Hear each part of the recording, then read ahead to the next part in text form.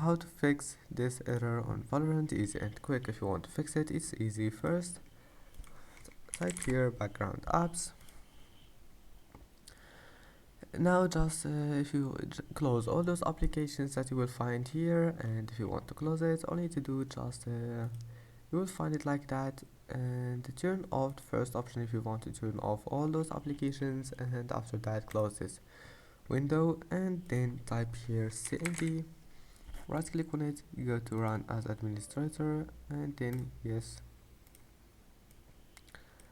And now once you're here, type net winsock reset and then click enter, and after that type here ipconfig//dns, type it like that and enter again, and that's it. Then restart your PC and you will find that your problem is fixed. Don't forget to like and see you in the next video.